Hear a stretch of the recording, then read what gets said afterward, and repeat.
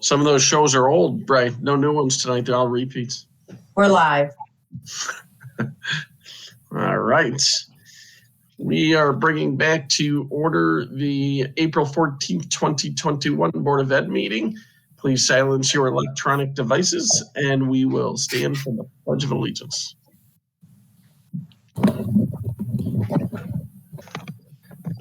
Pledge allegiance to the flag. Pledge allegiance to the flag of the United States of America, to the republic for which it stands, one nation, under God, indivisible, with liberty and justice for all. Break really got to us there. We were a little off key. Does anybody that looks just absolutely ridiculous when we do that? Maybe we ought to have a representative say it and the rest of us just be quiet. I don't know. Sounds like Bray just volunteered. I'm too old. I don't remember the words.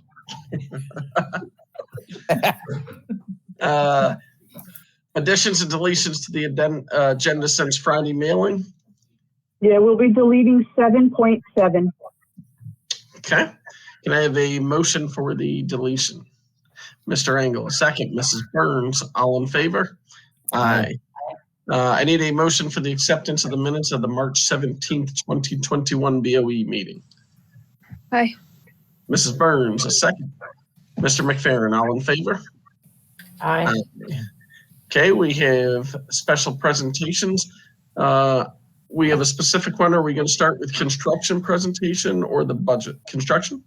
Yep. Mr. Sharkey is going to be joining us momentarily. I just spoke to him on the phone. He'll hop in. He has about 6 or 7 slides he wants to share with us. He's going to show us architectural drawings and show us a quick slide that has a timeline. And we are already underway. Our bids are out in the street right now, and we expect to do bid opening, I think, on April 20th. Am I close? Yeah, that's what it is. I saw it get posted. I think they put an addendum out today. Right. Or yesterday. Good. I'm stealing all of John's thunder. And the expectation is that we're going to be beginning about the last day of school, slated to begin June 25th, although I will say there are some areas where we might make some minor changes in the buildings to allow contractors to come in early, just so we're sure to hit our our September 1st or 2nd deadline. That's our target. But 8 really solid weeks of work. And there's John. Okay. How is everybody? Hi, good. I just stole your thunder. I just took basically your first slide and talked about timelines. So. Oh, okay. Oh, that's fine. That's fine. Remember, John, presentation is in the lower right-hand corner. Yep.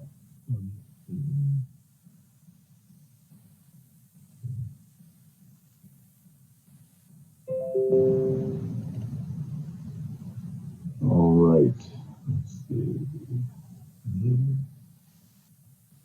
Okay. Can everybody see the screen?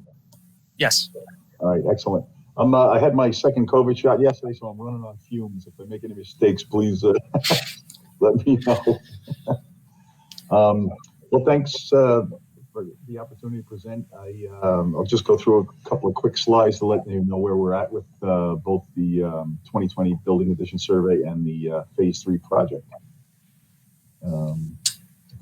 So the 2020 Building Condition Survey, we did all the field work and submitted the project. Dr. Bailey certified it, so all the documents were submitted to SED in February, and were accepted. We got a notice back that they were received, so we're all good with that.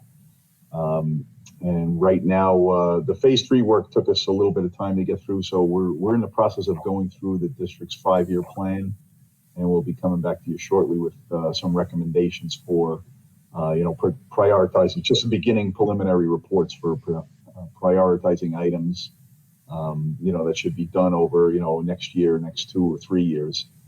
Some of the things we already talked about was ventilation, paving, ADA access, and some issues with the pool air handlers and things like that. So we'll, now that dust is settling on the Phase 3 work, we'll get that together and get that to the facilities committee as soon as we can. So jump into the phase 3 scope of work. I think you've seen some of these plans before. They're obviously a little more detailed. Gone up and been approved by SED.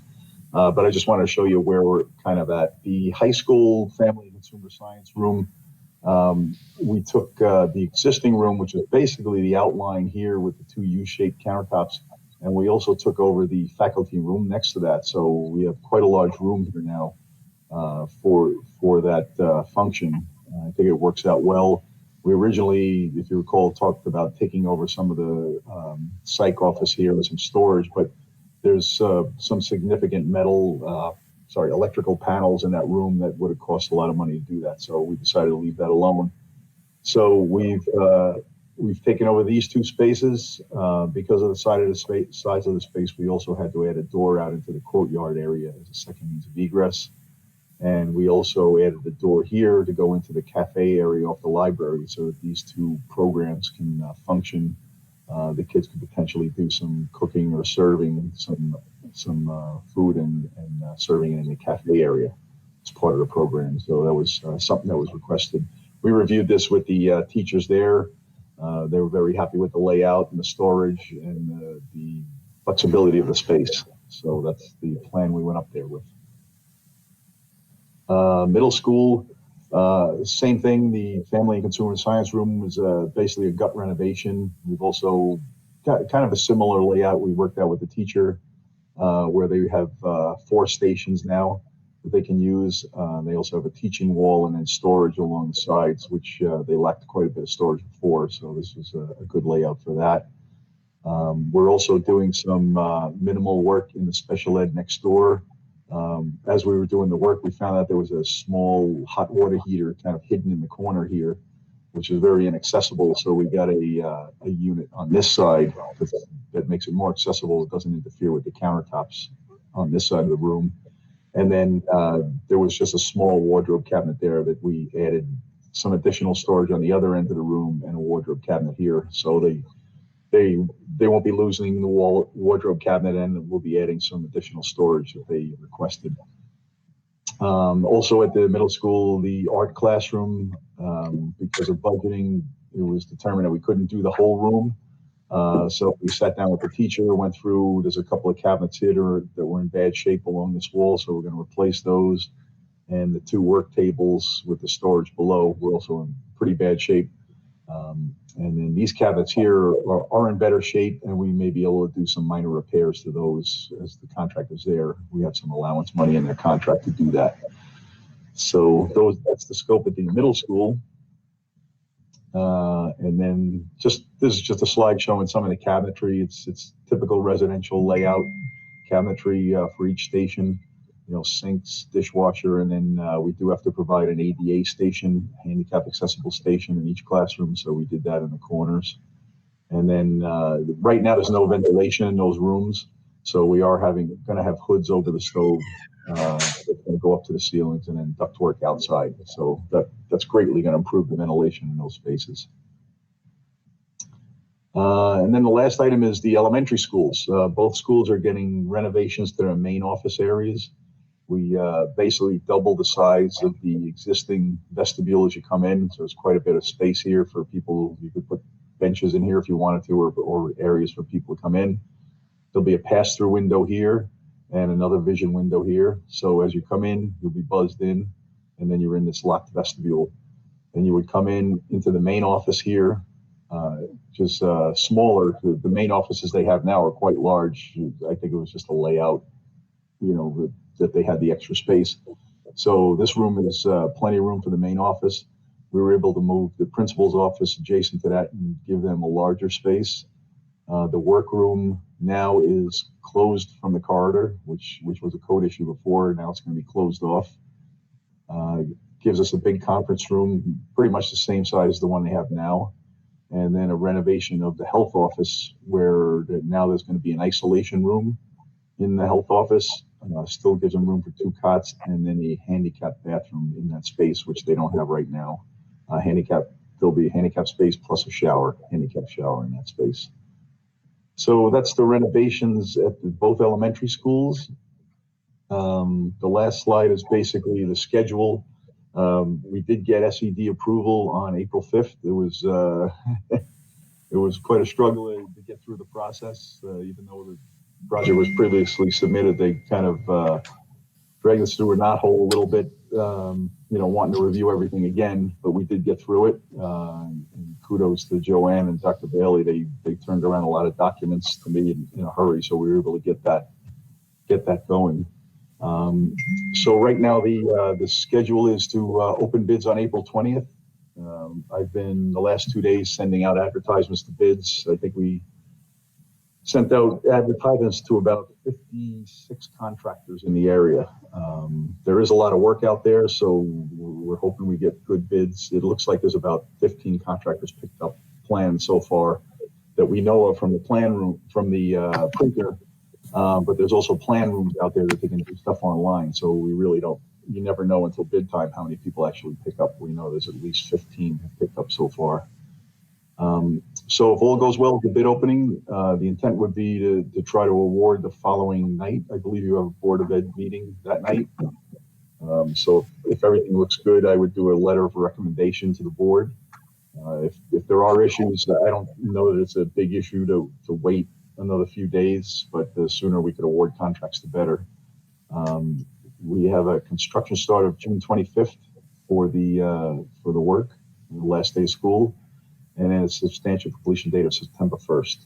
It's a little bit more into September, but Labor Day is a week late this year, so that gives the contractors an extra week. A lot of the people that were bidding it were saying any days we can give them to get the project done would help, and so we gave them to September 1st. So that is pretty much presentation. Question for you.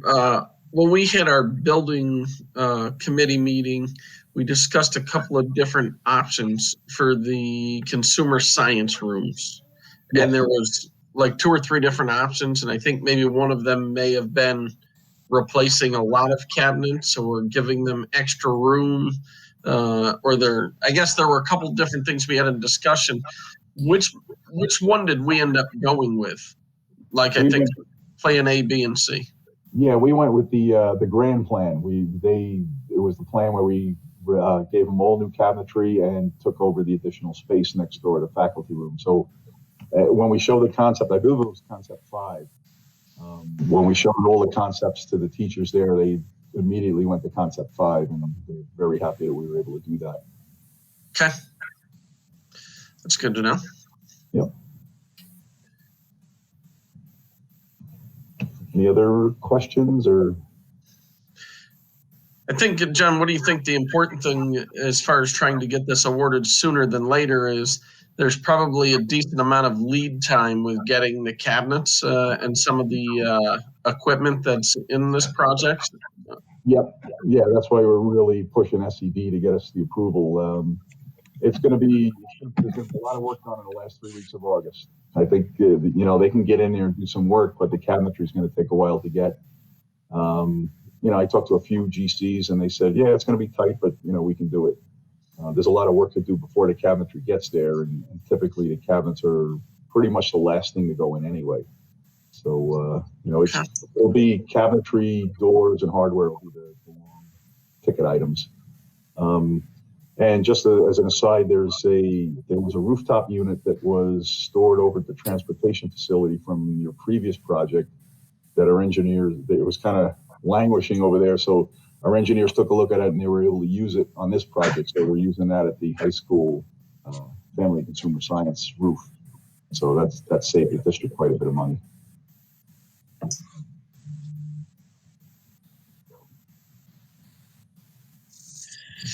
Okay. Anybody else have any other questions? Nope. So John congratulated us on turning documents around, but let's be honest, any of us who've ever worked with a contractor or an architect before, you're probably aware John and his team have been stellar. They have been absolutely stellar, responsive, quick, and the communication with State Ed has been just Really good great. enough to get things done, right?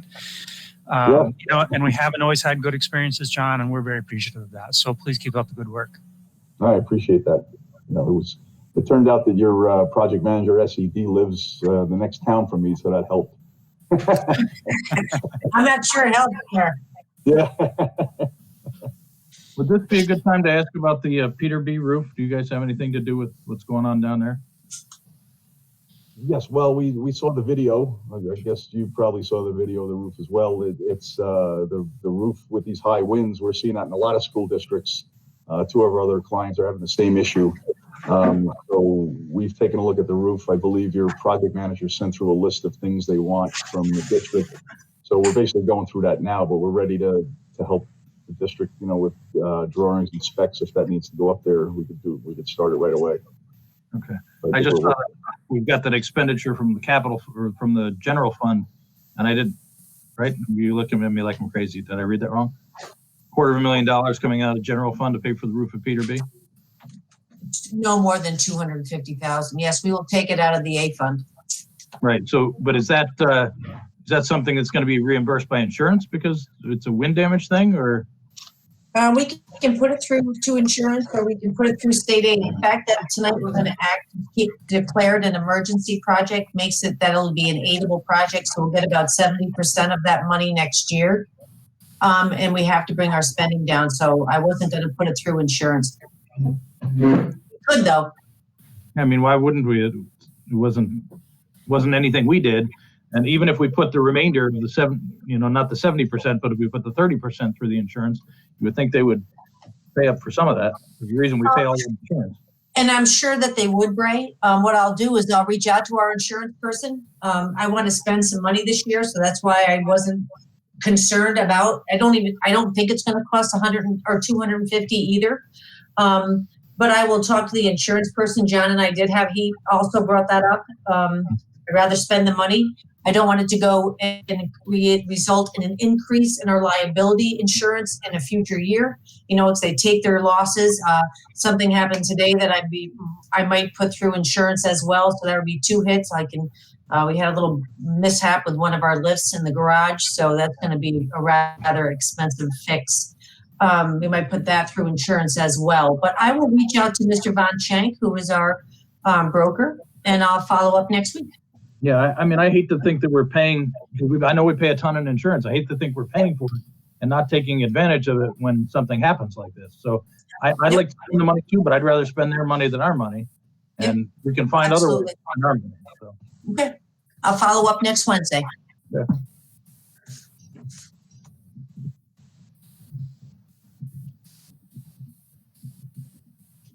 Thank you, John. Okay. All right. Appreciate your time, and fingers crossed for the 20th. And we'll let you know. All right. Thank you. Bye, John. Yep. Bye. We should have had, where I had John go, I should have had him talk about the bid process. What our hope is, once the bids come in, we do a review of them, a quick review to determine whether or not they've actually met the scope of what we've asked of them. And ideally, we have more than one choice about who would agree to do the work. And we do have choice, you know, and Joanne could probably expound on that more. We do have some choice. The lowest bidder is one factor, but it also has to be the substance of what we've asked. So if we say Anderson and they say Pella, that's probably okay. If we say Anderson and they say whatever they're selling at the corner market, then we probably have a difference of opinion. So, Joanne, is there anything else that we have to do in that 24 hours between when we open the bids? No, I mean, John will take the lead on that. He'll go through that. Anybody's welcome to come. I know there had been board members at the last time we did this. John will take the lead. There's nothing else right now that I would say we have to do. All right. Do we have any feeling about the state of the markets right now and whether or not there's excessive costs for materials and labor and everything else that might put it out of our budget? Tina, that is a real fear. Mm-hmm. Real fear. Yep. The workforce is pretty static. It's kind Construction projects have continued throughout the state, but you're right, the cost of materials has just skyrocketed. Some of the materials, ideally will have been pre-manufactured and we'll just be buying stock, shelf stock, but things that have to be manufactured using wood, steel, could be problematic. The only thing I'll say to that end also to add, Tina, is that John has been very, very aware of that. So when he spec'd this out, he kept those things in mind, things that could be manufactured or pre-made that weren't custom built. He knew that. So he was already thinking about lead time on some of those big things. So he was, I think one of the scary things, I think we only had one GC come to the walkthrough, but again, many more have still gotten the specs. I think there was one or two here, but that's still okay too. He's not really worried about that.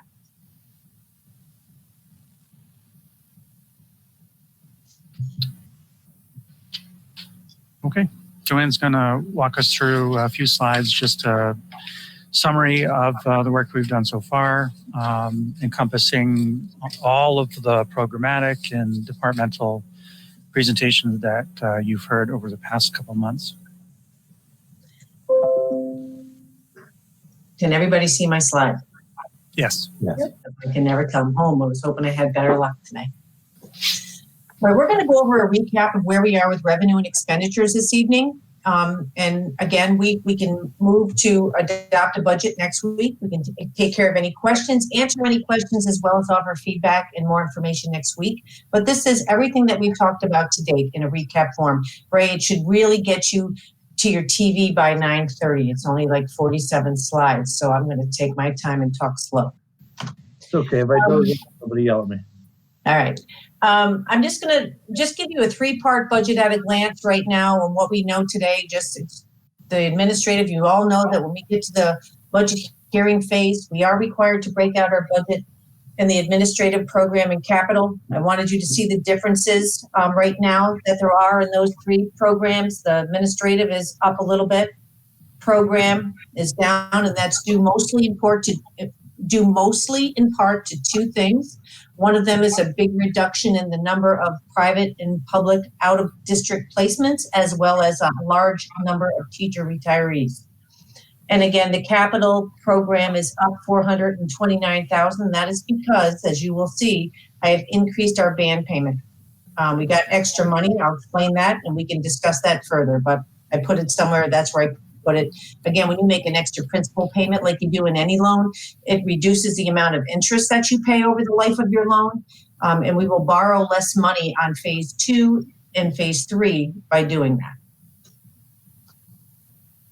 Included in the expenditure figures that you just saw are things that we talked about last week and during all of the budget advisory meetings. There was $14,000 for additional summer school support, additional teaching position in the high school, an increase for off-site educational and career opportunities, a net cost to the district to switch our communications person and bring that in-house as opposed to go through BOCES, and continuation of the Assistant of Student Support Services. And again, please feel free to ask any questions at any time. Also, we are asking that we increase the business office staff by 1. We want to give a stipend for a purchasing agent and post that position, someone that can assist in the business office, this me specifically. The overall technology increase for everything, including a Chromebook replacement program, everything in that department ended up being $224,000. $5,000 increase for advertising and recruitment. We always overspend in that category. We end up going out to advertise more often than we'd like. We increased it $5,000. And again, another $305,000 payment for principal on our band as a result of the final governor's budget.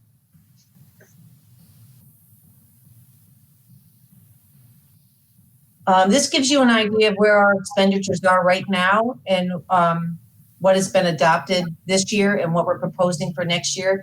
And again, it's a difference. We're lower in our expenditures than the current year we're in by $40,000. That's a 0.08%. lower. And again, this comes forward with no increase to tax levy.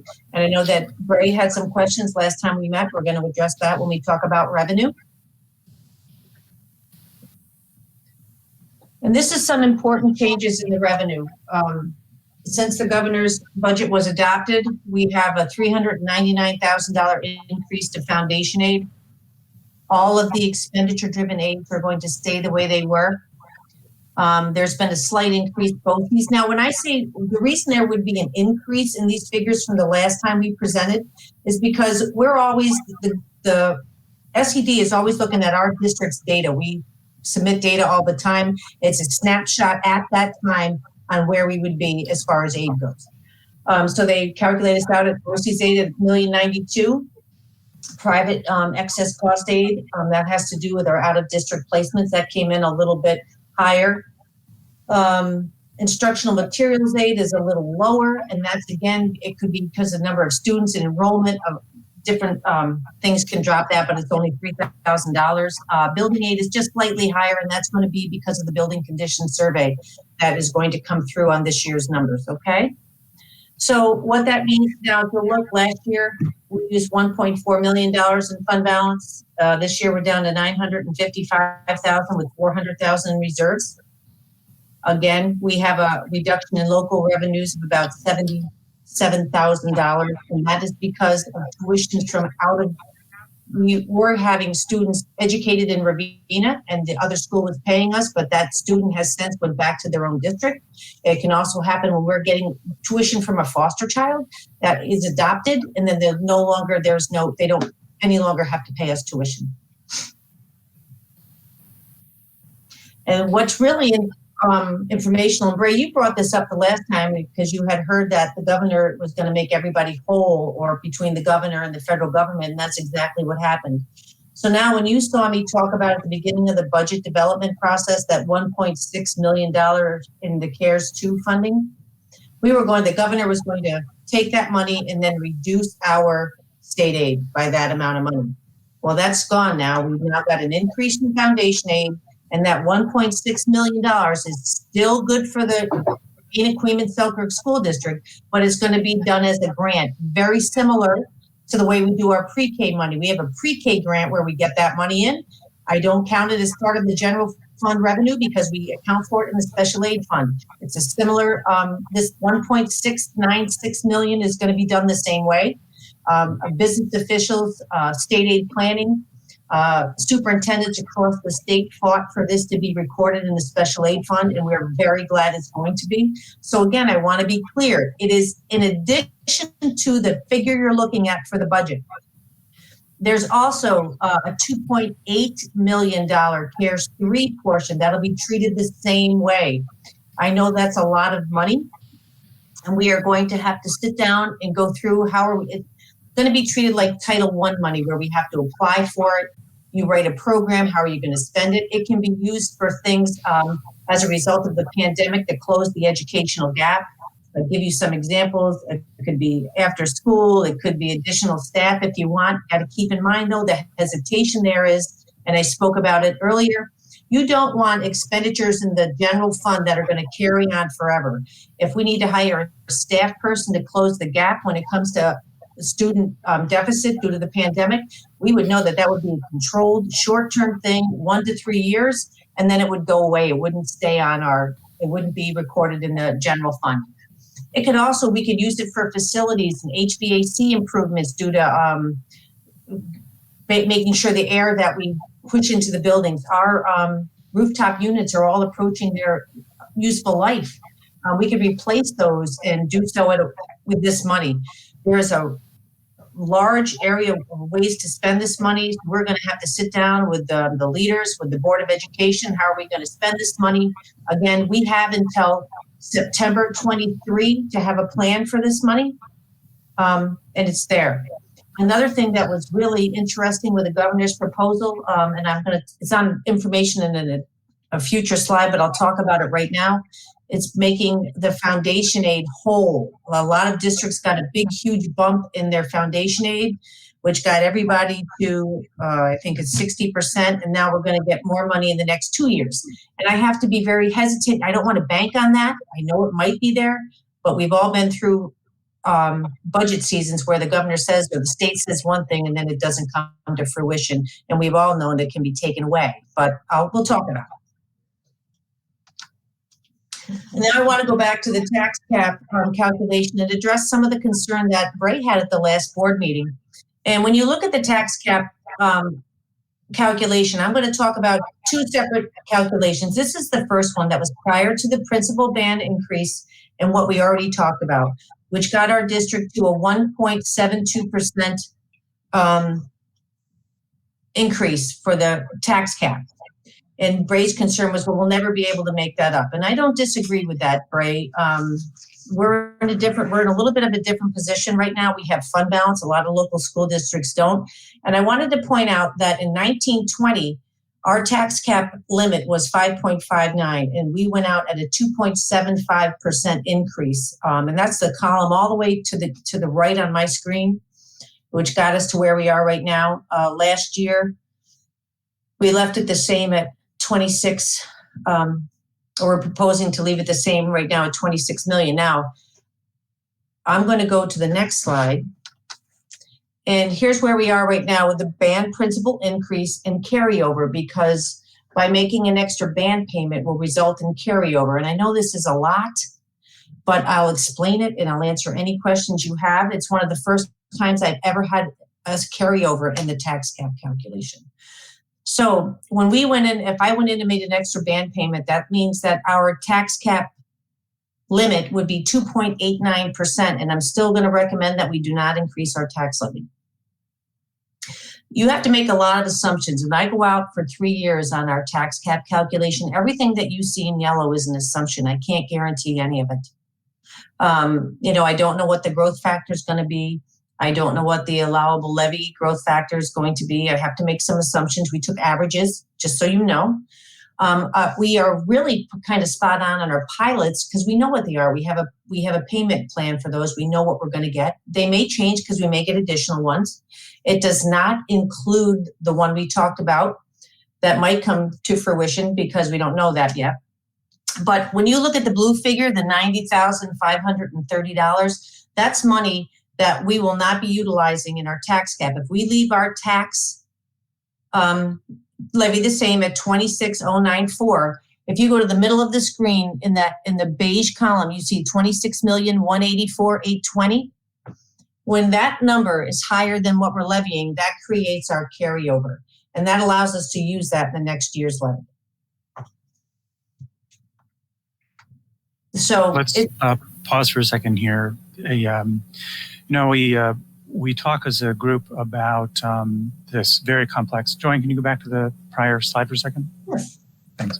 We talk about some very complex things, and we want to try and project out what would happen with potential tax cap limits, but the convolution of all of these different types of things combined is very confusing. We talk about it a little bit more in our Audit and Finance Committee meetings, and one of the things that I think the board has identified is that it may be beneficial for us as we do consider long-term, is we have some separate time to consider how would you utilize fund balance, how we utilize some of the funds that have come in from the state at a separate time so that we can really do some long-term, long-range planning about what we do with these funds. Well, the summation of what Joanne's been presenting is that we are in an unusual position among many of our peer school districts in that we have a healthy fund balance. We haven't been forced to use it in order to balance our budget or to sustain positions in the last few years, where some of our colleagues with foundation aid craziness and loss of other aids have really suffered and had to make some very hard decisions.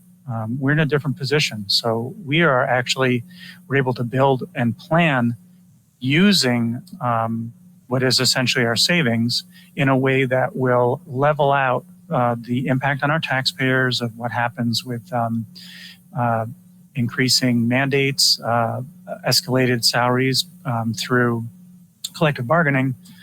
But I tell you, I'm on calls with superintendents all the time. There are people who we saw what happened in Schenectady and Albany and some of our neighboring school districts. They let go of dozens to hundreds of people with the forecast of the loss of funding and the fact they wouldn't be able to cover their expenditures in this year or going into the next. So we're optimistic, and I'm very appreciative of the resourceful thinking that Joanna's used to come up with this summary. So are there any questions about the information so far?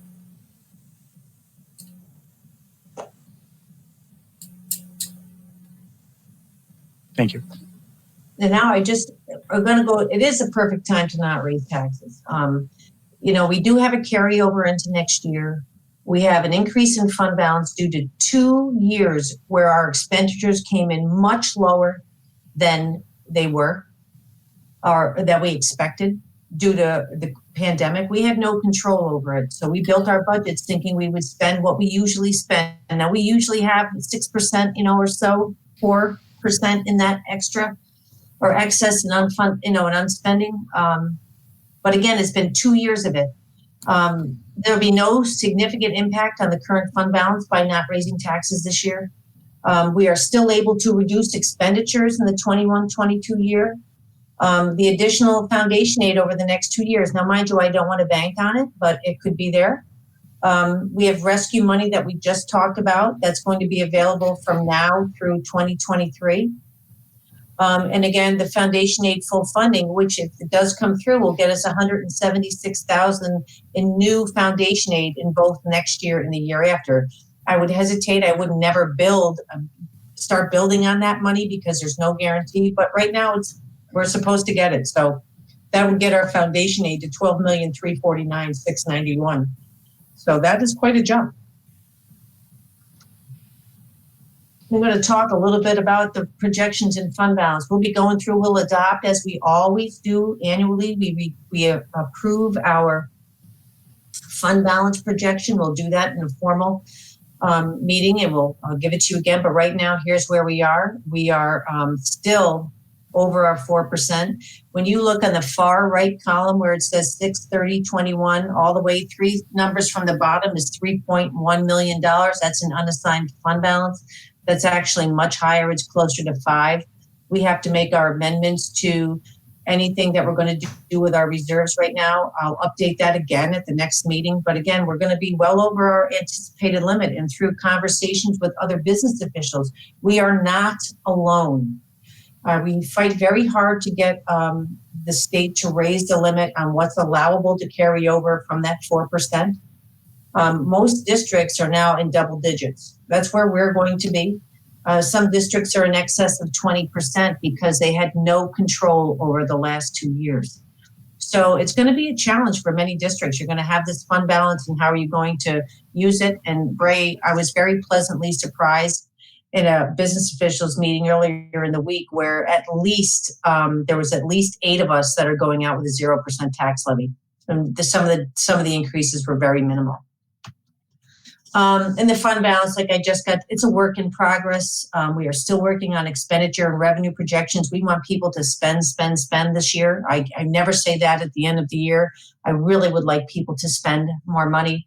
We're going to maximize all our reserves. Again, we have a very tough, and again, I appreciate it. We have a tough auditor that doesn't allow us to overfund our reserves. So I do appreciate it. Sometimes it makes me really angry, but in the long run, I would rather have them funded correctly and not overfunded.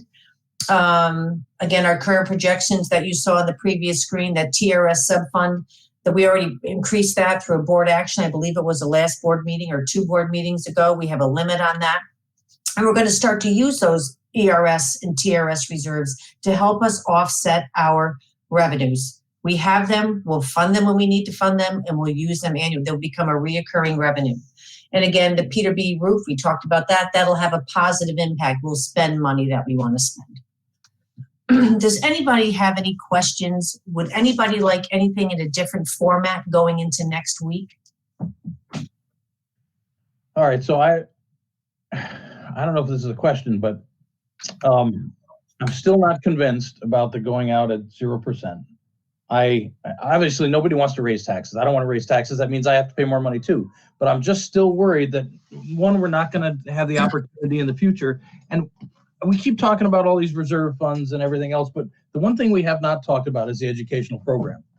Here might be an opportunity when we have extra money to improve the educational program we're offering our students.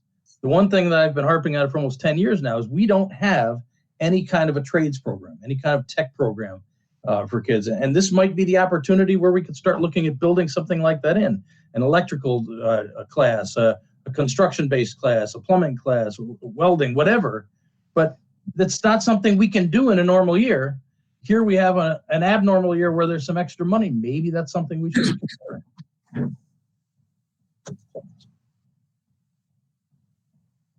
I know it's late in the game because we just got all this information, but I just hate to throw away the opportunity to go out with a small increase and fund a program that we haven't been able to fund in the past. So you're not going to find anyone that agrees with you more. You've got a group of people here who have championed for how to adapt, use what we already know about education and be able to translate that into the workplace, right? And to be able to bring some of that training back in-house. There's a couple things we have going for us, Bray. And really, it comes down to staffing and sometimes facility to accomplish the task. The CARES Act money that we have coming in, we do have a responsibility to spend over the next 3 years. A portion of it will be earmarked specifically for the remediation of student learning that may have been the gaps that created over the last year, and also social emotional support. And then the remainder of it, we have a little bit more latitude. And similar, like what Joanne and I have been speaking about, is similar to the way that the New York State treats the lotto. They say, all right, we're going to give you this amount of money from lotto in order to support education. And they pull all the education money out of their own budget and they take the lotto money and put it in there. We have the ability to have some flexibility around when we do receive these federal funds to help support our program. How do we use them to supplant perhaps some of the work that we've already dedicated funds to? Or, and I will let you know, it's not abundantly clear, it's not completely clear about how they'll allow us to spend it, or whether or not in like a normal construction project, whether or not we're able to yield aid. Our suspicion is that anything that comes through a federal grant such as this will not be aidable. It'll just be money that's spent. We won't be getting it back in future years. But even so, it's money that can be spent. Or we can parlay it with money that we have that can be reimbursed through either state aid, the construction reimbursement, or through other aids. So I think that's where having an additional meeting to talk specifically about what we do now with what potentially could be a financial windfall that will end in 3 years. That's a promise. It will end in 3 years. And as Joanne said, with all this foundation aid stuff, we need to be prepared for it to end tomorrow because the state has been sinister and sometimes has stopped aid mid-year when we expect it to last all year. That we think really resourcefully how we get to exactly what you're talking about, Bray. How do we use the money now to invest in something that we wouldn't ordinarily be able to get? Construction is one of those things, but we wouldn't invest in staffing because we know that there's a precipice, the money would end. But we can invest in other things that can get us there. Those of you that were able to go to Coxsackie with us, you saw some of the equipment that they had in their technology department. They had some CNC, they had full-size commercial metal lathes, computerized metal lathes, and some other equipment that without a grant, there's no way you'd be able to purchase that. So that's an example of how we might invest using some of those funds. It'll take a team of people to make that decision, though. Brian, the changes to the facts area that's part of our next capital phase, does that play into some of this vocational work and what you see long-term? I know it's a very special niche and that's not going to appeal to the masses, but I'm struggling to see if something along those lines that we're already planning for, how that fits into that group of kids that are looking for more vocational work. I'm really appreciative of we had a team meeting with Maureen Martin. She is the person that has been doing most of our work-based learning and our offsite job placements right now. And, most of us were thinking, we're going to have a kitchen. We'll be able to serve food. What she immediately thought about was, we're going to have servers. We're going to have business people who are doing accounting. We're going to have people who are communicating with outside vendors. She immediately expanded it to this really far beyond making a cup of coffee and serving to someone. So what we like about the fax room is that it can be as little or as big as we want to without a lot of significant additional or without any additional expense. It'll be there. And, even John talked about it. I want to be abundantly clear. There are some very specific Department of Health regulations around serving food. And it requires Department of Health approval in order to make food and serve it to people, depending on what type of food it is. So know that we will likely not be making meals and serving them out a window and selling them. That's not something that we immediately be able to do, but there will be some components of the program that will meet our needs around being able to do service, provide prepackaged meals or coffee or other things like that. But it's a really easy gateway in, Tina. That's the good thing about the room.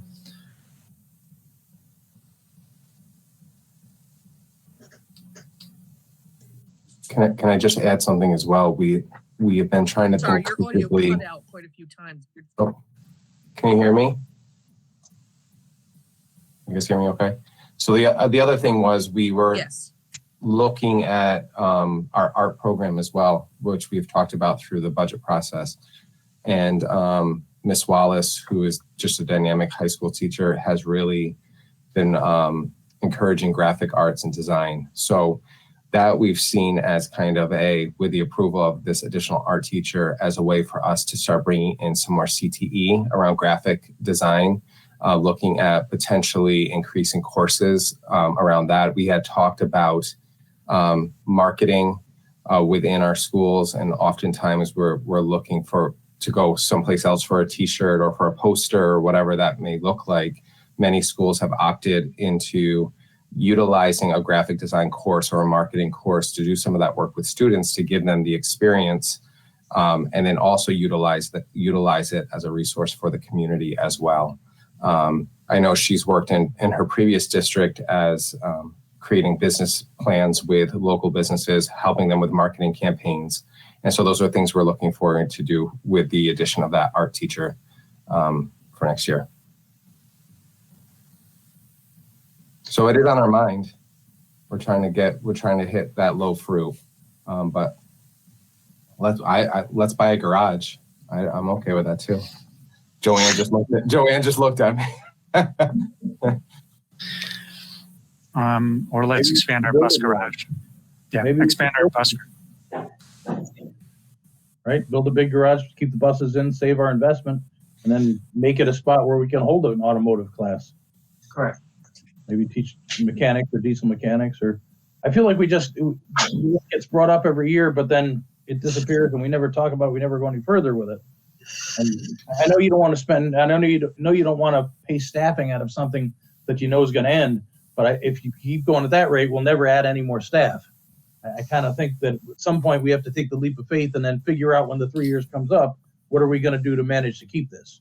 Maybe it's going to be through attrition, maybe it's going to be through savings other areas, but we need to build on the program. That's the part that we just can't seem to get by. But to build off what Bray's saying also, I think we just received word of how many retirements this year. So, a reduction in staffing because of retirements that are occurring. I don't know if it's because we're hiring at, step 3. I'll get to step 1. We're hiring at step 3 and then, we're retiring at a higher step, or if we're actually, reducing staff sizing, right sizing, I think we've called it in the past. This may be an opportunity to add to a particular area, as Bray was indicating, to start that. I mean, the only thing I will add to the discussion, it's just an add, is that we have put a large amount of money in a capital reserve. It is the next step, and we are so far, Rhinebeck Architect has been great. So that would be the next logical step, Ray, as we go through that process to how do we expand that educational program? Because I too have heard that year after year. And we want to make it so that, or not we, but I think in order to make it as successful as it can be, you have to have the infrastructure, the bricks and mortar to support it, whatever it takes to do that.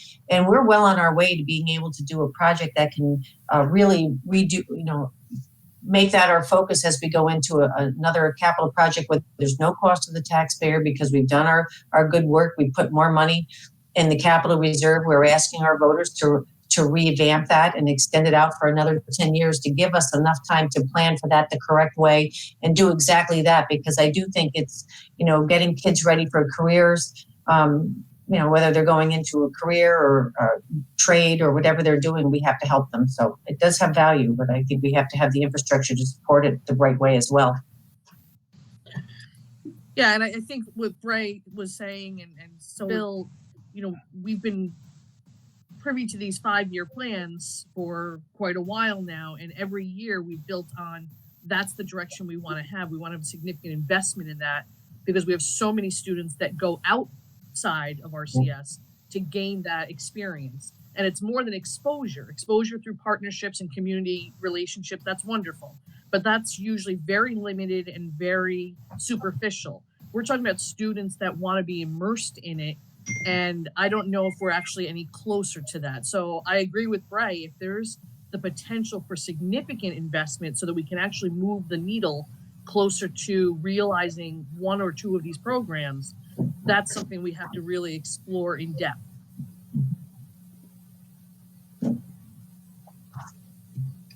Yep. Yeah, they just built that program or something similar at Shen. I was just involved in a project, but I can tell you that it's not a small project. I mean, there may have been 8 classrooms or 10 classrooms that are involved within a project like that. So it would definitely be something that would have to go into our building. The question when it comes to those programs that you mentioned, I'm sure everybody may not or may be aware that BOCES is building a $70 million facility, I believe, brand new, $60-70 million facility, and what kind of opportunities that may bring to us as a school district with our kids going there versus trying to do something in-house. I mean, I guess obviously it's a benefit keeping them in-house, but I don't know, has BOCES talked to school districts about what they plan on doing with their new building? What they'll be able to do is they will be able to do all of the same work that they have been providing to us in a facility that isn't quite as dilapidated. I don't know if any of you have ever visited that facility before. It is exercise in 1960s splendor. So their idea is they've outgrown the facility they were in. So they'll be rolling over all of the things that they have done, culinary technology, automotive, auto body, and construction systems into the new building. And they may be adding some things. They've diversified. They built with the cooperation of Mohan, they built a Mohan facility where they have a lot of tech stuff, clean room, computer programming, robotics over there. And they also have they have a couple other partnerships offsite. So I don't know, Teddy, they haven't talked about it being anything new. It's just a much better area for them to do the work they've been doing. Okay.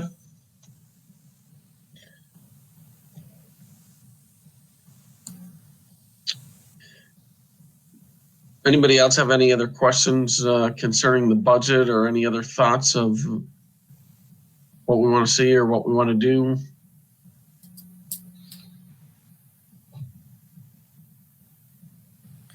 I think the only question I have, and it's not something that relates to approving a budget or moving forward the numbers, is where we check in over the next few months that go from concepts to implementation, and just having something that keeps us in the loop of where in social emotional or the gaps that we're perceiving will happen in the fall. what we're actually doing with those investments to do those very topical interventions. Yep.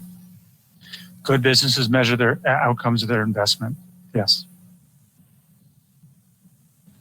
We'll plan on, we've talked to you about a lot. We will plan on building the structures to make sure that we are able to share out with you that information.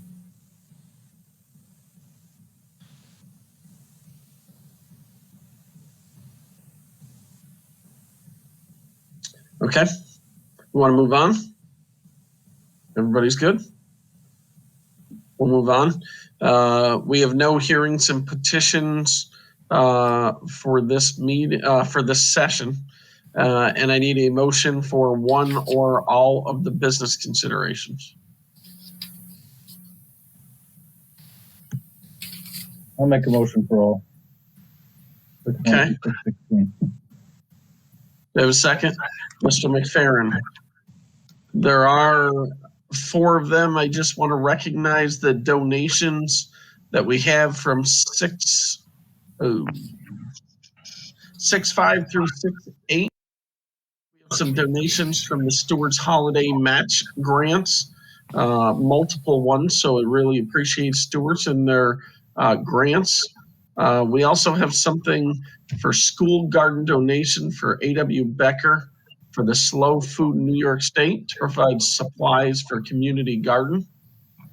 That sounds interesting. Are we planting a garden, I'm guessing, at A.W. Becker? The garden beds are already outside there. It looks good. Awesome. Each grade level will have their own bed. So it'll be cool. Okay, great. And we also have a donation from Staples. So we really appreciate all those donations.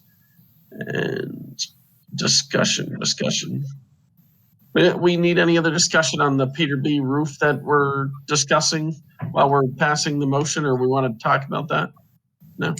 I will just let you know that the SECRA resolution comes first, and that means that we've heard every time we do a construction project, we hear about that the State Environmental Quality Assurance Act, that there will be the lead agency in that to make sure that there's no environmental problems because of the work that we're doing. You have to do that first, and then you as a Board of Education acknowledge that it's an emergency, and that we will have to get those that roof fixed as soon as possible.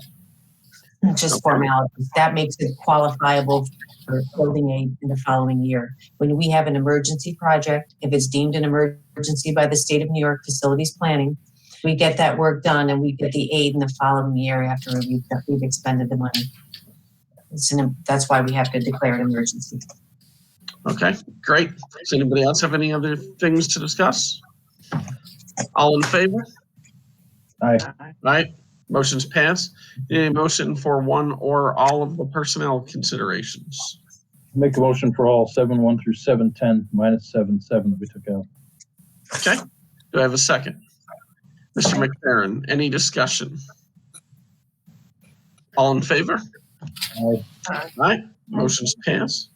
8-1 through 8-4 are informational items only. Special reports. 9-1, I don't have anything to report, and I will turn it over to Dr. Bailey. On Monday, I received a call from the county executive's office saying, hey, we just got notice we'd be getting a shipment of Pfizer vaccines, and we wanted to know if you wanted to vaccinate your students 16 years and older. So I've been working with Albany County and with the pharmacist at Crestwell Pharmacy. Mr. Patel might be the owner as well, I'm not sure, pharmacist there. And we've scheduled a mass vaccination clinic for all of our students aged 16 and over. We only solidified the dates today, so you'll be the first people hearing this. Maybe even Fred and Joanne are hearing it for the first time. Saturday, April 24th will be the first vaccination between 10 and 2. And then the follow-up vaccine, because it's Pfizer, will be 3 weeks later on Saturday, May 15th from 10 to 2. April 24th, 10 to 2. May 15th, 10 to 2. Those are both Saturdays. Since we follow the cohort model and we have more students who are remote than we do in person, we wanted to give everyone an equal opportunity to get there. What we'll be doing is we're going to try and get it out tomorrow, if not tomorrow, Friday, an email to all families of sophomores, juniors, and seniors, so that we can capture all those students who might be 16 and older. And it's actually an online fillable form. They'll be able, the students and parents will have to fill it out together, and it asks for all of their biographical information. It asks for proof of insurance, and it's free to anyone who gets the shot. I know that the high school, some of the high school staff and myself will be there to help organize it, but they have the capacity to do 60 to 100 an hour. So we figure we have about 305 students who are eligible, and ideally every one of them will sign up. It'll be a real blessing to our school community to have our high school students vaccinated. I had asked about the ability to do adults as well, but because the Johnson & Johnson vaccine has recently been pulled, what they know is Pfizer is the only one that's approved for children 16 and 17. So they're being very conservative about the use of those right now. If they have them, they want to dedicate them to children. And if they have the Moderna, they want to dedicate that to adults. So there won't be any staff that are vaccinated during this vaccination clinic, but we're very grateful that we have the opportunity here. Bill? I just want you to know that you may find that you won't get all 305 because I think that some are already started vaccinating. I know from just personal experience that if you're of the age and you work in a restaurant or other mode as a part-time job, people are using that as an avenue to get vaccinated already. Right, which is great. Yeah. And they should, Thankfully, I think things have gotten a little bit easier. We hear stories January, February, March of our staff who were eligible basically since the beginning, struggling to get in for their first appointment. So I think that we're getting better and we have more opportunities, which is great. The National Bank of Coxsackie just reached out. Oh, you have another question? Dr. Bear, I have one quick question. You mentioned that the shot's free, but they need proof of insurance. I know that when I went to get my shot, they asked for proof of insurance, but is it required? I'll find out. It's a part of their application process, and the only thing they ask, what it says is, please provide proof of insurance on this online registration to expedite your time when you arrive. But I think what's true of many clinics, it's not true of the state-run ones, but of any clinic that's not a state-run one or a county-run one, they do utilize insurance in order to be reimbursed for the work that they're doing. I'll ask that though, Peter. Brian, do we have a specific number of shots they're putting aside for us, like 300, or are we just hoping they're giving us 300? I asked them to put aside one for every child that we have. So if we end up with less than that, they'll actually receive less. And I will be honest and say, this is how crazy things are. We keep talking about vaccination, Hunger Games. They talked to me on Monday and said, we're ready to give them to your kids on Friday. All right, well, we need a place. We need parental permission. We need to know whether our students are eligible. We need to count. We need all these things. But between Monday and today, Johnson & Johnson was pulled off the shelves, and they took the ones that would have been used this week because they went to other vaccine clinics that they had available. So just proves our point. So I did clarify with him, will you have the shots that we need when the time comes? He says, yes, we will. So what we're expecting is they'll need a hard number by Wednesday of next week in order to have the shots in hand for whoever opts in. So let me really push the envelope on this. Is right now they have the Pfizer in for authorization for 12 to 15-year-olds. What are the odds that that gets approved by next Wednesday and we can increase from 300 shots to 1,000? Is that slim to none hope, or we'll wait and see what happens? Well, it really comes up to, I have to say, listen, the pharmacist, this small pharmacy that's been working with me has been outstanding. been flexible, and we talked about a number of dates, and we talked about a number of ways to deliver this. They've been extremely flexible, and this is the group that did Bethlehem last Saturday, which was their first endeavor into this. So they learned some things through doing that, and he happens to be a parent of a Bethlehem child, which is the impetus for why he began this. But I gotta say, Teddy, he might say, all right, if we can get 700, we'll give 700. Brian, did you say where would the shots be happening? I'm going to say tentatively in the new gymnasium. And would there be a transportation so that people who may not be, if it's during school hours for the cohort that is not at school to get there? And because I think rides and to and from, we should try to facilitate in order to do this. It's a Saturday, right?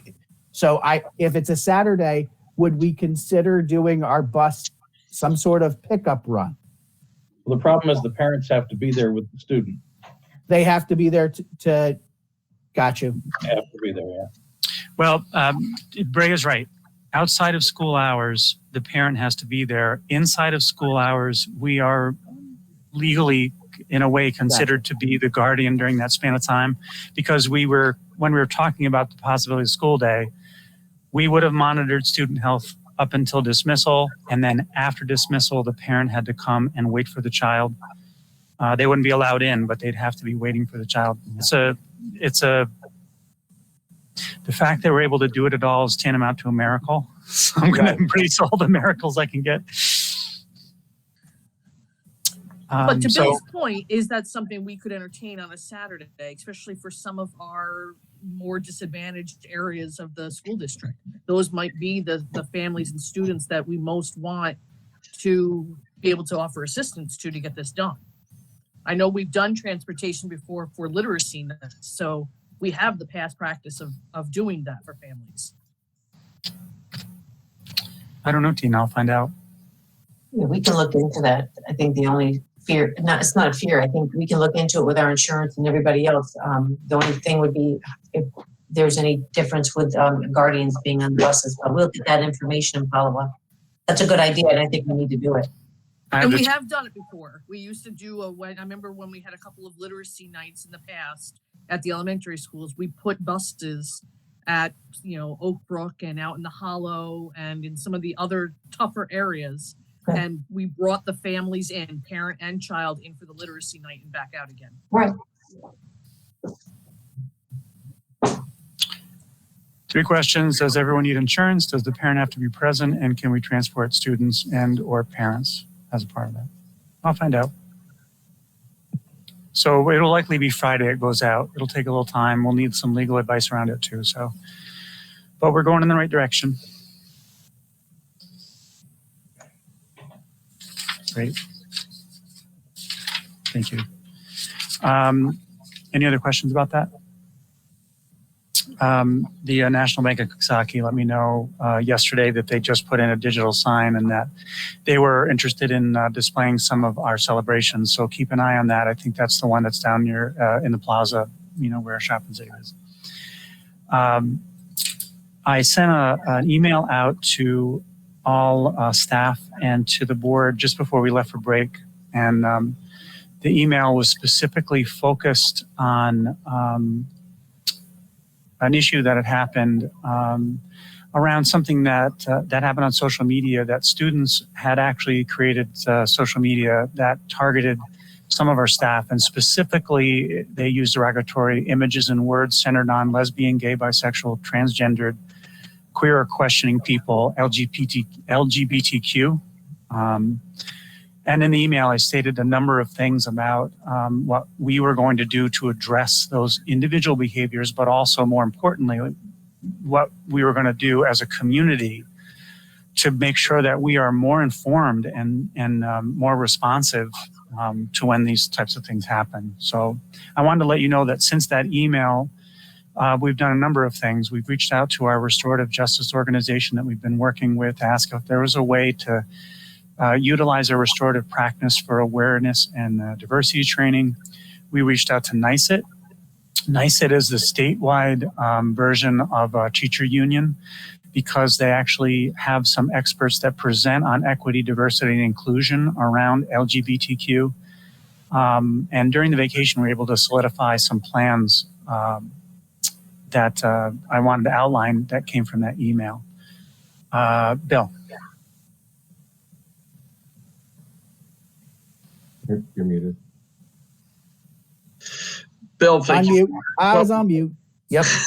We had some policies that that were focused around cyberbullying, right?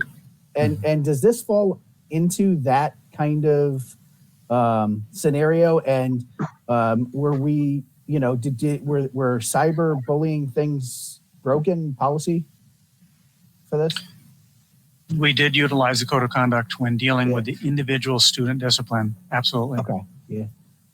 I think it's an opportunity to, again, maybe just as reinforcement as we go through those things. I think we go through them at the beginning of the year, each year, for the student body to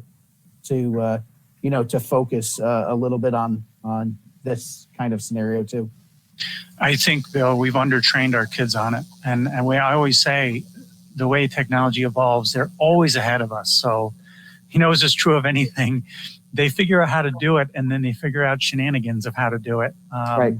And the policy, we always write policies in a general enough way to try and capture what it means when you violated our trust. Bullying it doesn't matter the platform, it is what it is. So you're exactly right. Over the break, we were able to put together some action plans around what I put in that email to to staff and to the board. And one of them is we're going to train our leaders. It is essential that we, as the leaders in the district, in the building, can promote conversations and celebrate diversity meaningfully and with students. And we've connected with CASDA, which is the Capital Area School Development Association. They're a component of SUNY Albany, and they're going to provide training for the leadership team. Middle school and high school have both connected with No Place for Hate, which is a component of the Anti-Defamation League. And although the middle school's been doing work with them for 2 years around bullying, harassment, digital citizenship, awareness, acceptance, equity, the high school is kind of new to it. And the ADL and Defamation League will be working with both students and staff to help us develop programs where we're educating people so that they're literate and we know what we're talking about. Tina? So, Brian, I know we have a lot of interventions around that restorative justice. Is there an opportunity for those staff members who have felt that they were targeted or that this was in some way, shape, or form, aimed towards them to feel that they've been heard and that there's been some sort of closure to their exposure? We actually did hold a restorative circle with the affected staff and the students for the incident that happened in February. I'm glad you asked that. And we've been talking about restorative practice for a couple of years now as one of the legs of our multi-tiered systems of support. It allows for people who have had their rights violated or who have been harmed in some way to speak to the perpetrator, the person who's committed these acts. And really, it's more meaningful for the person who's had this affected, or their life affected, to talk about it than it is for an assistant principal. So the students had both. They had, we as a component of this, we use as many tools in our arsenal to help people get to where they need to be. So in this instance, we were able to use that.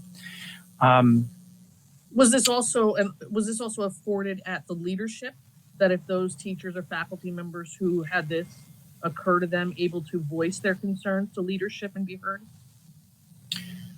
We had a meeting with the affected staff so they could voice their concerns. We did that just before break. And that really helped formulate what's in this letter, in all honesty. Their perspective and their experience is what had us say, here are the areas that we need to touch. So the fact that we know that our staff, our leaders and our staff and our students need training, that's a component of some of the things that they expressed through this process. Is there a part of our code of conduct that kind of speaks to graduated response? If for some reason this is not a one-off and we're seeing a tone or we're seeing some sort of tide, do we have in place how we will, for lack of a better word, address it at a next level, as opposed to it always kind of being a first-time offense, a first-time awareness? Because if we're educating the entire student body and we see this occur again, I certainly hope we don't treat each one as a learning experience. That's so funny, Tina. I was just saying that today with Fred, that, depending on what training has been offered, if I tell you don't touch the hot stove and you touch the hot stove, there's an immediate consequence for what you've done. I agree with you that when we've delivered context and content, I think there's a level of naivete and maliciousness when someone perpetrates something like this when they're young. It is our job to prepare these kids to go out into the real world. They're going to leave us and they're going to be exposed to all kinds of things and challenges that if we don't educate them about beyond the core subject matter, they're going to find themselves in harm's way. So we do have tiered levels of behavioral response when it's the same individual over and over again. When, as an organization, if we see the same infraction committed over and over again, then we react by educating. We change our system of how we educate kids around this issue. That's what we're going to do next. And guess what? The consequence for someone who perpetrates it after we've clearly educated them on it will be different and more significant. And one of the other things I'm going to talk about is how we're going to communicate this to families, because they need to be informed as well. I think that was your next question. So the high schools has met with the students in those grades and classrooms that were immediately affected. And one of the things that troubled us the most about it is that, yes, a few students perpetrated it, but more students saw it and took no voice. They didn't report. And that's troubling. So that's going to be a component of our instruction as well, our training and instruction. And the Anti-Defamation League, when we met with them this week, provided us some fantastic language that I'm going to use in my letter to all families that echoes what I did just before the break with staff. Families need to know that we're going to educate kids on this and that we're going to hold them to a higher standard. There will be no harassment. There will be no harassment and bullying and discrimination around protected classes, Title IX, individuals. It won't be tolerated. Working with the Anti-Defamation League, they may even extend it into some type of parent education around this. Because I said, we are not that educated as adults. And sometimes I know as a parent, it's very difficult to monitor and know what type of mischief my child's getting into because I don't understand the platform that they're doing it on. And the last thing is, we're going to use what the organizations tell us to give our staff vocabulary and talking points and curriculum so that they are more comfortable addressing or responding to these issues when they occur. It's an ever-changing world that we're in, and I can tell you when I was growing up, this isn't a level of instruction that I received either as a student, as a child, or even as a teacher in training.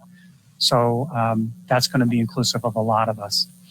And I will share out with the board each step of this process as we proceed, because this is the demonstration of some of the policies that we have.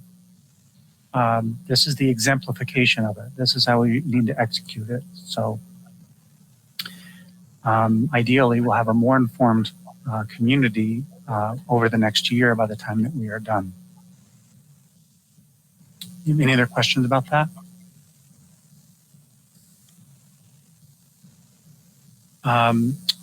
Mr. Schramm has sent out information about lead testing to all families, affected families. We're required by law to send out notifications to the families in each building and to staff when we discover high numbers of lead. And there's like a benchmark number, which I don't remember right offhand. And we've sent out 4 rounds of letters. We did Becker, Peterby in the middle school before the break, and we just did the high school, all using the same format. In other words, there's some information about the specific statistics around what a high level of lead is with the microliters. And then we called out exactly the areas in the building that violated the threshold. And we told the levels that those were at. One of the concerns that I think came up with the high school letter, which probably should have been in the other letters as well, was that the benchmark level, what's that called? The measurement was different than the one that was in the report. So in other words, we said the micro level, so that would be 22, but at the milliliter level, it was 0.002, 22. So it can sue some people. I want to let you know, or we have a discussion now. If people believe that we're concealing lead amounts by saying we have high levels of lead in certain areas of the building, we will send the letter out again with all in microliters or in milliliters, so that people don't believe that we're trying to manipulate the data. We're very open and honest. And the high school, remember, much of the high school hasn't been in use. Our science labs have not been used in the way they have been. A lot of those sinks were called out.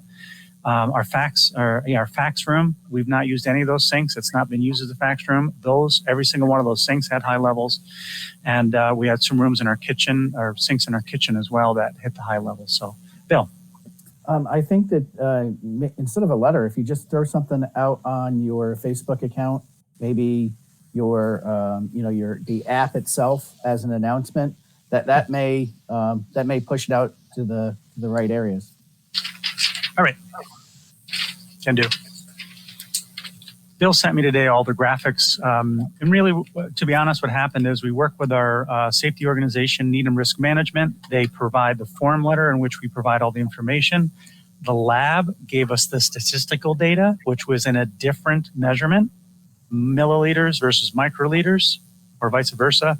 And then when they were put in the same letter, I think some people were confused why one said 22 and one said 0.0022. So we'll do that, Bill. That's a good expedited way to do that.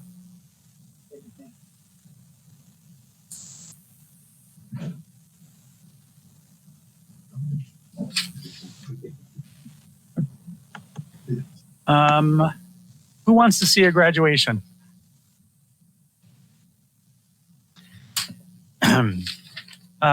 If any of you like reading, especially reading morning, noon, and night, New York State, the Department of Health, and Albany County have been so prolific.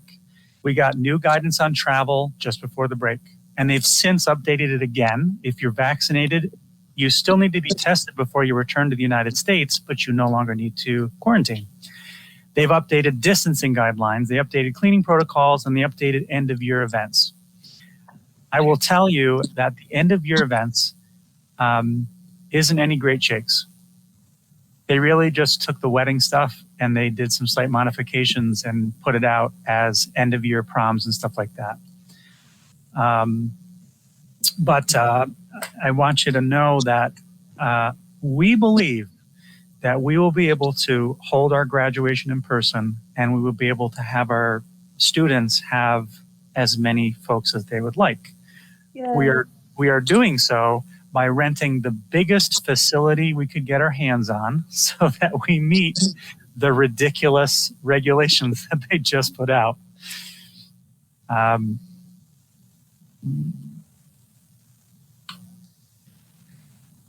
Okay.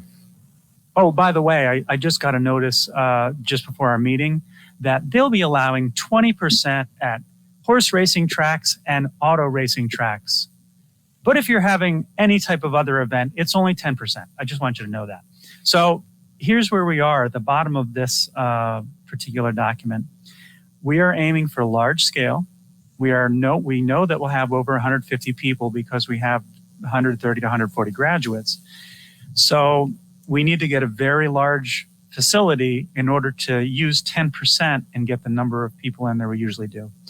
Just for your information, the convention center that we usually use seats between 1,700 and 2,000, and we never fill it. So we usually have a little bit of the top tier filled, so we know we're well under that number. We tentatively have reservations at the TU Center, which is 10 times the size. They have a capacity up to 17,000.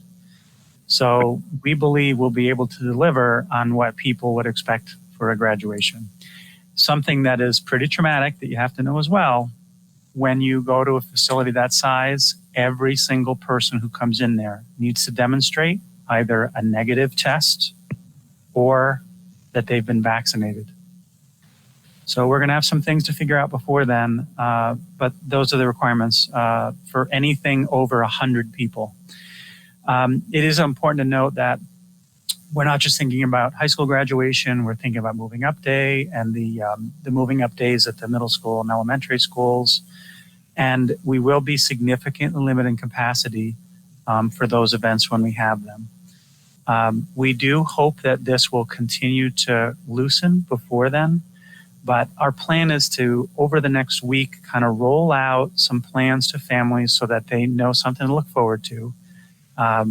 We hope to get the contract in hand from the TU Center. Once it's signed, we'll send people out a hard date and time for graduation. That'll relieve a lot of people.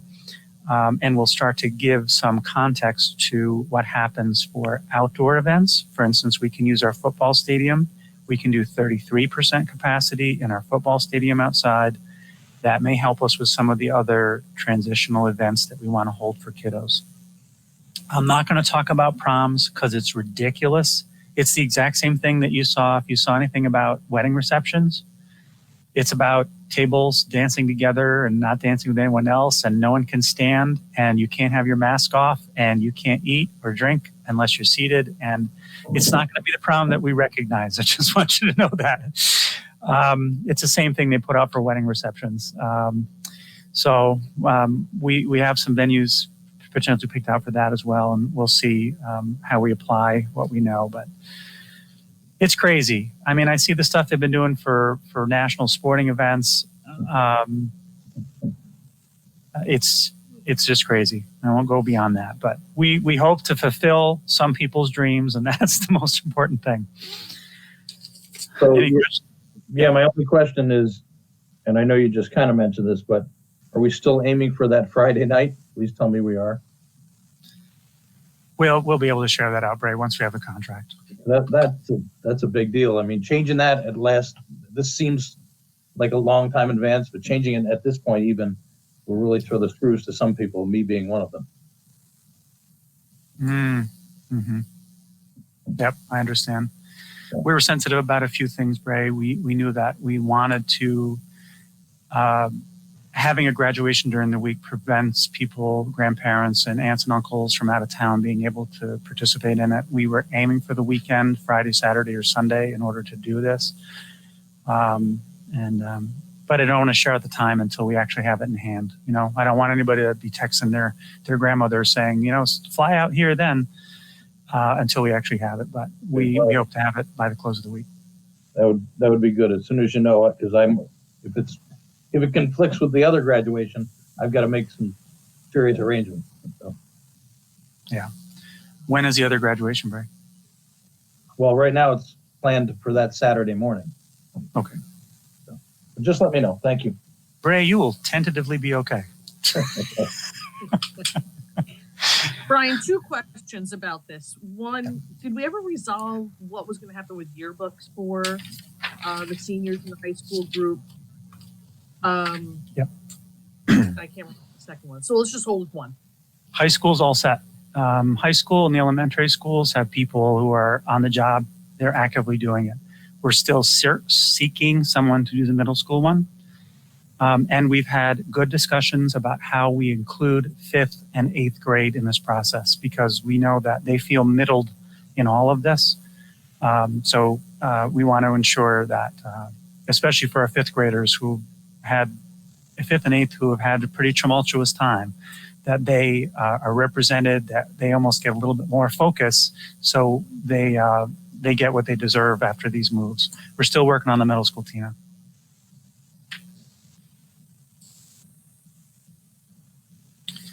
And the only last thing I was going to say is I just wanted to let you know that we followed up with the person who did hearings and petitions last time. She had all the questions about protocols and operations around elementary school. And we still have some things that we are working on and some things that were answered through that. But as promised, we will always follow up with the people who meet with us at the board level. That is all. We will turn it over to Mr. Engelhardt. So I was going to start with talking about restorative practices. I think Dr. Bailey and some of the questions Tina had kind of spoke to some of the definitions. So I'll skip this short little presentation. I'll send it to you on Friday with the weekly notes or with the board agenda. But what I am asking for is, to no cost to the district, we would really like some stipended positions to help support kind of a systematic approach to restorative practice. Like Dr. Bailey said, we've been doing this for about 2 years, and we've seen some really good outcomes from things, but it's not systemic, it's not systematic. And we feel that if we could get some trainers, we're working with an organization right now that actually recommends having trainers at each building. So I'll send that information to you. We can discuss it quickly at our next board meeting. And I'm just looking for the board to create those stipended positions. But again, it would be covered by CARES, the CARES grant and Title IV grant. So it would be no cost to the district. I'll send it. Feel free to ask questions at our next board meeting.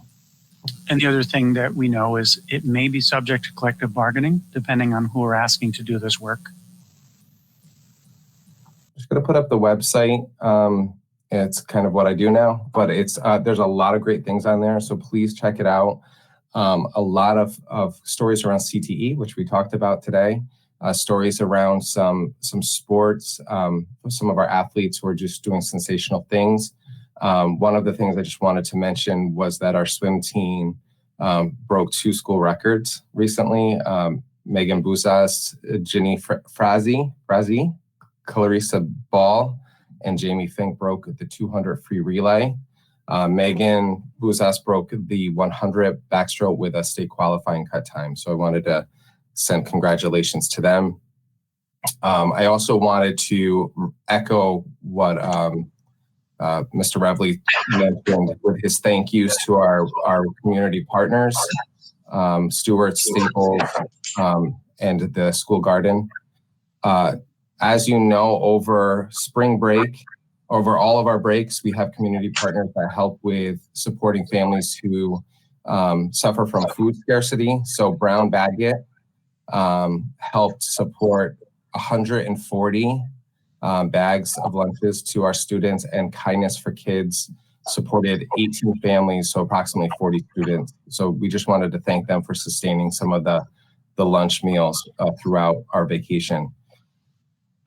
We have talked about cybersecurity. We've talked about some incidents that have happened. I wanted to let you know that Miss Buckley, our instructional technologist, Miss Morrow, who supports technology at the grade level, have been in every K-4 classroom, both at A.W. Becker and Peter B. They helped change passwords, but with that gave a talk around cybersecurity and digital citizenship and the importance of being safe online and having positive online behaviors. So I wanted to thank them. At our last board meeting, we talked about virtual counseling hours at our middle school and that they were successful. I wanted to give you some numbers. Ms. Cook and Ms. Estes said that they're serving approximately 25 families regularly. Weekly, they're meeting with them, and they're going through things like supporting emotional needs, organizational needs, academic support, and even some help desk tech support as well. So they're really excited because this is something they could see going outside of COVID as a support to families, almost like a parent university type of support for them. And then lastly, is that lastly? Wow. Lastly, check out our Facebook page. We have a new video. It's a virtual cooking course by the Jays. The Jaskolka family posted a virtual cooking course using maple syrup. And as you probably passed by elementary schools and some of our middle schools, you saw kind of the trees were alive with tubes and buckets. And so students, especially in second grade, did the whole maple sugaring process. I was invited and gladly participated in a pancake breakfast. And with the maple syrup, we did our first farm to school video, a virtual cooking course. So more to come with that, but it's a great celebration. Cool.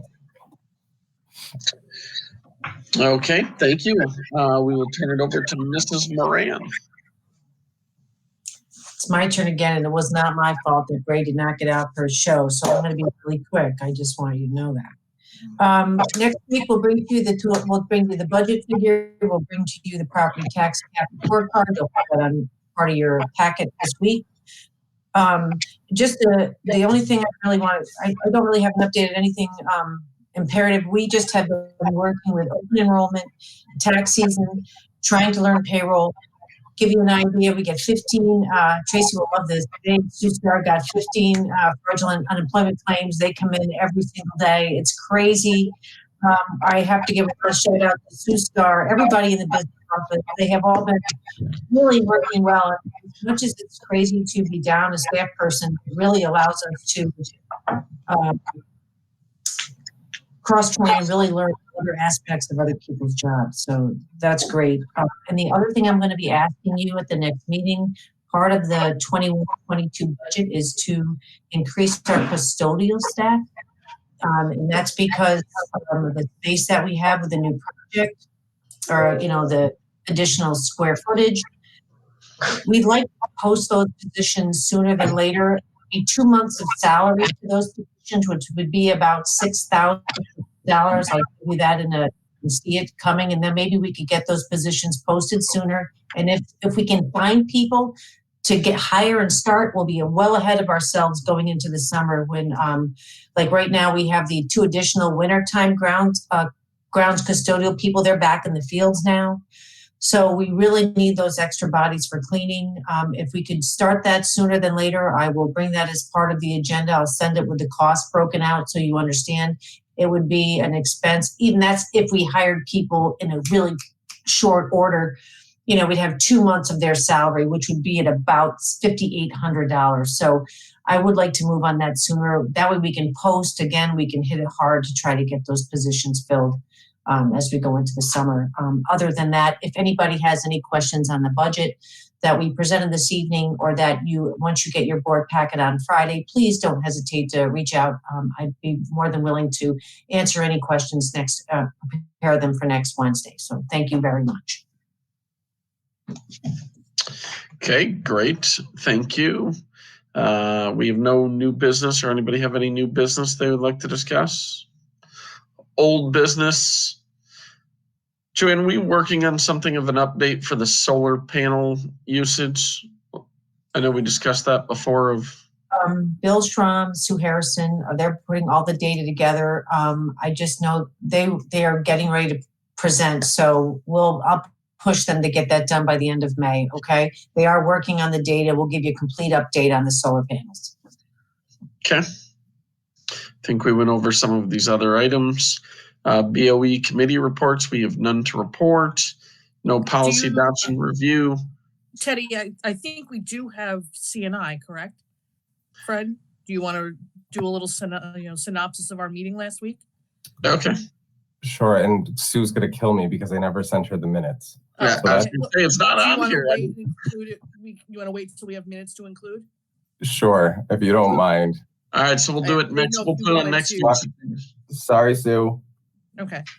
Just a review of some textbooks that we can talk about the next meeting. Yes, perfect. Perfect. Okay. Thank you. And we do have 1 hearings and petitions. And we need to invite our participant. And Tracy, could you stay on mute though? There you go.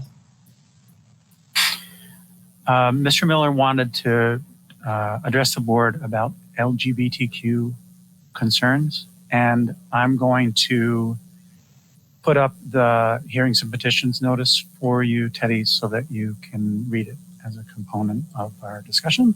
So we'll put that up.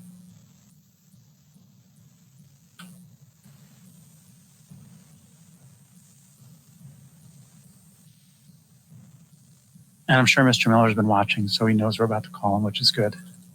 Hey, Joanne, while we're calling Mr. Miller, the windscreens that are normally up on the across the campus on the backstops, are they going to be put up soon? I would assume so. I'll find out and let you know. I just like the, they have the nice logo and everything. Haven't seen them since we've really been doing the construction. I will mention it to Bill and Jason. They'll take care of it. Thank you. I thought the same thing today when I was driving back down to the high school, Bill. And I know that they take them down in the wintertime because the wind is so merciless, but it's time. Yeah, it's time.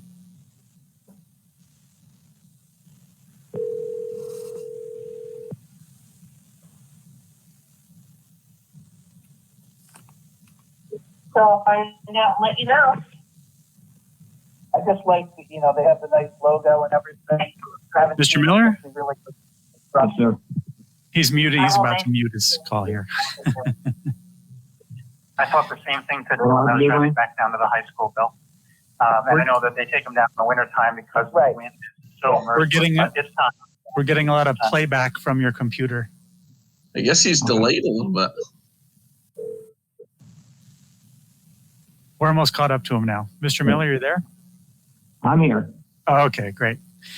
Mr. Reveille is going to read through the hearings and petitions explanation, and then please go ahead and address the board. Thank you. All right. Thank you for joining us tonight. Hearings and petitions will be limited to no more than 30 minutes. Comments from each individual are limited to 3 minutes. Topics which fall properly under executive session will not be discussed in public session, including comments about individual students or personnel. All comments that are directed to the board, a member of district staff will respond to the petitioner after the Board of Education meeting, if and when appropriate. Thank you for joining us, and we will turn it over to you, Mr. Miller. Thank you. I am here tonight with my RCSDA president hat on, but before I get to my serious comments, 2 quick hitters about some issues that came up during the meeting. One, Dr. Bailey, you got your micro and your milli backwards. We can do a little science lesson tomorrow. And then your architect did talk earlier tonight about how he shared the plans about the teacher fax room changes with the teachers. And I think Teddy was like, oh, good, it's good to hear that, which would be. But understand, I think there was maybe 2 or 3 teachers that were involved. The vast majority of staff, the other 99% of the staff of the high school knows nothing about this move, nothing about the loss of the faculty room. So I would just offer to Dr. Bailey and others that get remedied pretty quick so people know what's going on. Thank you. But my serious issue is... Go ahead, sir. Go ahead. All right, yeah. So I am here to speak about some of the LGBTQ issues that have been going on here at RCS. And it's almost like Dr. Bailey knew what I was going to talk about tonight. And you guys had a very good preemptive conversation. I appreciate that, actually. So please bear with me. Some of it will be repeated, but I think it's important to hear again. I'm not here tonight at all to look at or bash what did or did not happen in the past or what's going on now, what's going to happen in the future. But really my purpose to talk to you guys tonight and to the community that I hope is listening is to raise awareness. Twice this year, in October and again in February, we did have students, both times 8th grades in the 8th grade, create TikToks that were against our staff members due to their sexual or to their perceived sexual orientation. These were very honestly incredibly vile, both in their comments and terminologies. They were criminal. And they made accusations, and they were incredibly hurtful to these staff members. While the district's response for us was initially slow, we do feel now that the district is making a very good strides. You heard some of the things Dr. Bailey was talking about tonight. And we are looking forward to seeing some of those upcoming actions and holding the district to account to make sure this stuff does take place. It is very important. The reason I did want to come tonight, besides some of the concern of the 3 teachers who were involved, was that we also, I'm sure you saw in the news, there was some recent similar homophobic comments and an issue with a local county legislator who's since resigned that really pushed me to make sure we spoke tonight, because what it does is it shows a greater community-wide issue that we're facing that I think we in the school, as a community, and as board all need to tackle together. The association, my members, we have very high concern over the lack of digital awareness of our students, even though we do try to teach it. We also are very concerned about the passive nature that you heard about earlier of students who stood by and said nothing. We teach all the time about see something, say something, but there was no speaking up and there was no speaking out. In the second instance, there were well over 1,500 views of what was created. And so that is very concerning. It's concerning to us that there seems to be a real willingness of our students and maybe in the families even to very consciously and without any real concern to treat people who are different, to treat them differently, to not consider how others feel. So really tonight, what I'm here to do is ask 3 different things, really, of 3 different groups. We really like to ask the community to have these difficult conversations with their children, with their families, and even with themselves about how do we treat others, even if we disagree with whatever our differences are.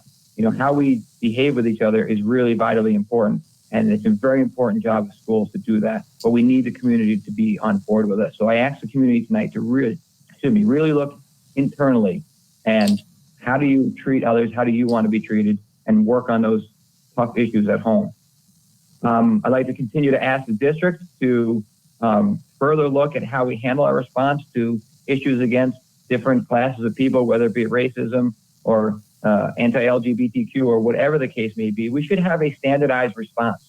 Sometimes we're very forceful. Sometimes, in this case, we weren't. And we should be looking at how do we do that and what is our procedure and practice for any time something like this happens so that we can get on top of it quickly and snuff it out, hopefully quickly. And then also to the district, how do we continue to work together to teach our children how to behave with each other and just how to respond better to these types of situations. And then last, I'm asking the board to also have these tough conversations. You started tonight and continue to have them amongst yourselves and with those that you know. And also about policies and practices, though. I really appreciate Mr. McPherson bringing up, hey, were any of our cyberbullying violated? The reality is most of our policies deal with students on students and don't deal with students going after staff or it's staff against students or students against students, but doesn't talk about that other direction. As Mr. Bailey indicated, students are actually ahead of us in this world of telecommunications or social media, whatever it is. And we need to look at those policies again to address the holistic part of how we all interact with all of us in that symbiotic relationship that we have every day. So again, I want to thank you for your time. I want you to know that the people that were affected by this were deeply affected and are still deeply affected and they're deeply hurt by what happened. When you give your life to students and that's the response you get, it is disheartening and painful. And some of the things that were said in there were brutal. So they're working on that. We're working on that with them. But I'll finish up again with just asking everybody that's listening tonight or anybody you come in contact to begin to have these conversations about how we can handle these things better into the future. Thank you for your time tonight. Thank you, Mr. Miller. Okay. Upcoming activities. We will have a BOE meeting next Wednesday at same time, 7 p.m. BOCES budget vote. We don't need to go into executive session, so I need a motion to adjourn. Mr. McPherson, Mr. Engel, all in favor? Aye. Thank you. Thanks, everybody. Good night. Bye. Bye-bye.